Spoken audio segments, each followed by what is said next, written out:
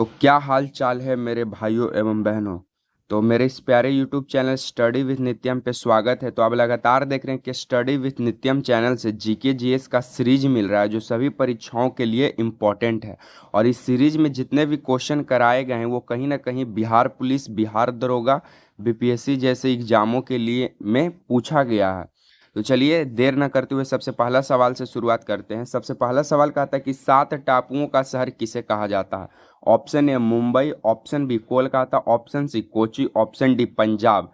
तो 7 टापुओं का शहर जो है मुंबई को कहा जाता है और पंजाब को 5 नदियों वाला भूमि कहा जाता है। 5 नदियों वाला भूमि कहा जाता है पंजाब को, क्योंकि यहाँ पे रावी, चेनाब, सतलज, व्यास नदी पाई जाती है, इसीलिए पंजाब का नाम यहाँ पे 5 नदी होती बहती है, इसीलिए पंजाब का 5 से ही नाम पड़ा है। मुंबई को 7 टापुओं वाला शहर कहा जाता है।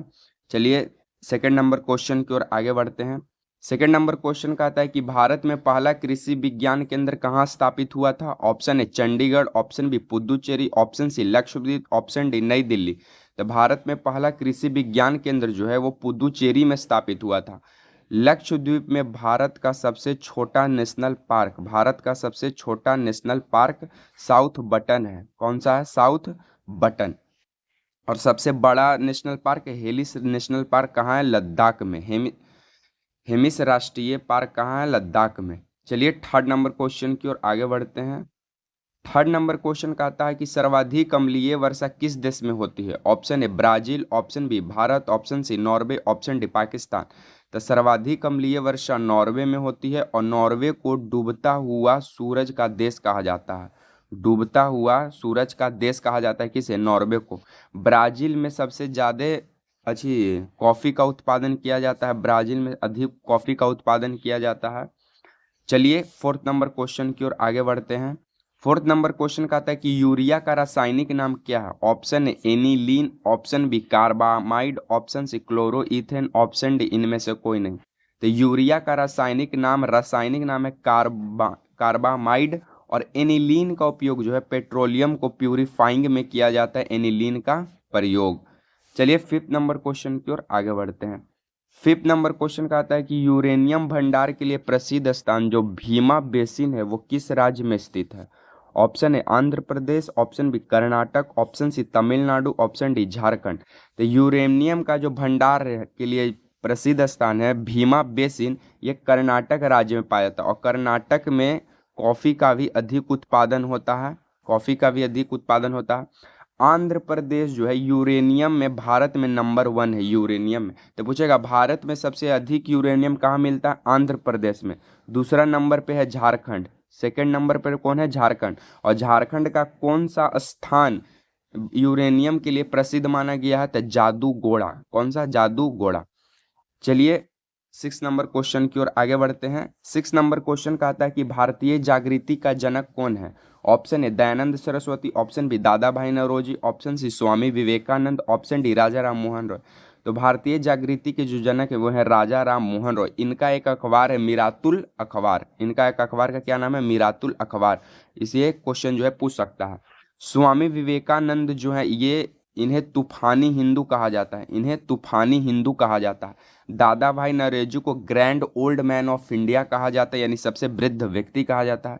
दयानंद सरस्वती जो हैं आर्य समाज की स्थापना करते हैं और इनका एक प्रमुख कथन है वेदों की ओर लौटो का नारा कौन दिए थे? दयानंद सरस्वती।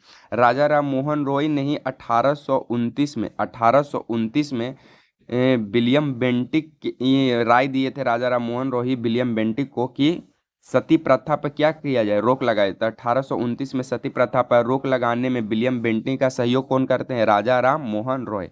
चलिए 7 नंबर क्वेश्चन की ओर आगे बढ़ते हैं। 7 नंबर क्वेश्चन का आता है कि जम्मू कश्मीर में उरी किस बांध पर स्थित है। ऑप्शन है व्यास नदी पर है, ऑप्शन बी चिनाब पर है, ऑप्शन सी रावी पर है, ऑप्शन डी झेलम पर है। तो जम्मू कश्मीर में जो उरी है वो झेलम नदी पर है। चिनाब पर जो है बगलीहार और दुलहस्ती परियोजना है। दुलहस्ती परियोजना चिनाब नदी पर। और रावी नदी पर चेनेरा कुछ करके बांध स्थित है, रावी नदी। चलिए 8 नंबर क्वेश्चन की ओर आगे बढ़ते हैं। 8 नंबर क्वेश्चन है कि कावेरी नदी का उद्गम कहाँ से होता है? ऑप्शन ए अमरकंटक के पठार से, ऑप्शन बी महाबलेश्वर से, ऑप्शन सी ब्रह्मगिरी पहाड़ियां से, ऑप्शन डी त्रियंबक पहाड़ियां से। तो कावेरी नदी का जो उद्गम है वो ब्रह्मगिरी पहाड़ियां से होती है। महाबलेश्वर से कौन सा नदी का प्रवाह होता है, ये इसका आंसर आप लोग कमेंट बॉक्स में कमेंट कीजिएगा। चलिए 9 नंबर क्वेश्चन की ओर आगे बढ़ते हैं।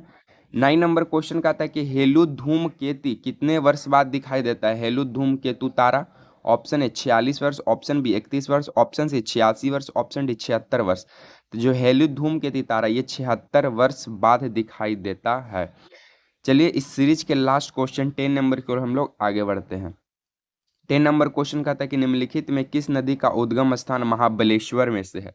ऑप्शन ए कावेरी नदी, ऑप्शन बी कृष्णा नदी, ऑप्शन सी ताप्ती नदी, ऑप्शन डी नर्मदा नदी। तो महाबलेश्वर से किसका यहाँ यहाँ पे उद्गम होता है? तो वो है आपका कृष्णा नदी। कृष्णा नदी से महाबलेश्वर का उद्गम होता है। तो देखिए आपको लगातार स्टडी विद नित्यम से ऐसे ही जीके जीएस का सीरीज मिलते रहेगा और यहाँ पे जीएस का दमदार डिस्कशन किया जाता है। तो अगर वीडियो पसंद आता है तो लाइक शेयर एंड सब्सक्राइब करना ना भूलें। मिलेंगे नेक्स्ट वीडियो में, तब तक के लिए जय हिंद।